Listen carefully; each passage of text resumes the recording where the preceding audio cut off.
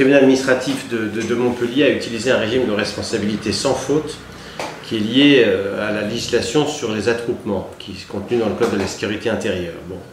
Alors ça, je dois dire que ce n'est pas encore le régime de responsabilité qu'on aurait souhaité voir retenir.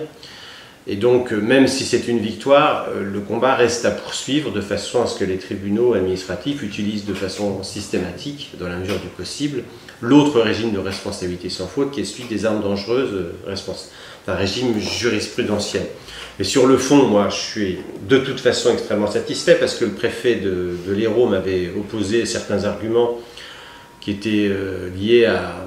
Ils invoquaient aussi la faute de la victime, exactement comme ce qui s'était passé à Nantes, en indiquant que notre ami n'avait pas le droit de se trouver là puisqu'il était interdit de stade. Donc on a réussi à démontrer que ce n'était pas vrai, qu'il n'était plus interdit de stade et qu'il se trouvait d'ailleurs de toute façon pas dans le stade mais à côté.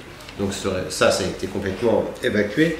Le préfet a aussi soutenu, comme si c'était moins grave, qu'il avait été atteint non pas par un tir de Super Pro, de flashball Super Pro, mais par une grenade.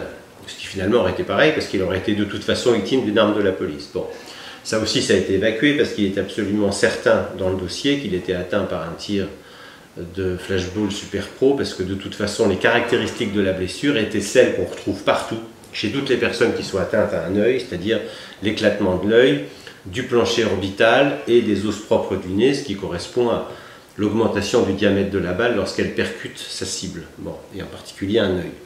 Donc moi, je suis de toute façon globalement extrêmement satisfait sur le principe de la responsabilité de l'État. Alors sur le principe de l'indemnisation, comme tout avocat, j'ai appris à modérer mes ambitions et le tribunal a utilisé, comme ils font tous, et de toute éternité, ces fameux barèmes d'indemnisation qui sont à la fois fonction de la gravité de la blessure et de l'âge de la victime. Et donc ils en tirent des indemnisations au-delà desquelles il est effectivement extrêmement difficile d'aller, sauf si on arrive à déterminer en plus un préjudice professionnel, une incidence, etc., ce qu'on n'a pas réussi à faire pour notre ami de Montpellier. Mais ce qui est certain, c'est qu'une fois de plus, là, ce que je constate, c'est que la personne qui a été victime, c'est une fois de plus une victime collatérale, c'est-à-dire quelqu'un qui n'était absolument pas concerné par l'opération de maintien de l'ordre. Et là, le tribunal, ça n'a pas fait un pli, a suivi les conclusions du rapporteur public qui de toute façon avait conclu à la condamnation sur ce régime-là.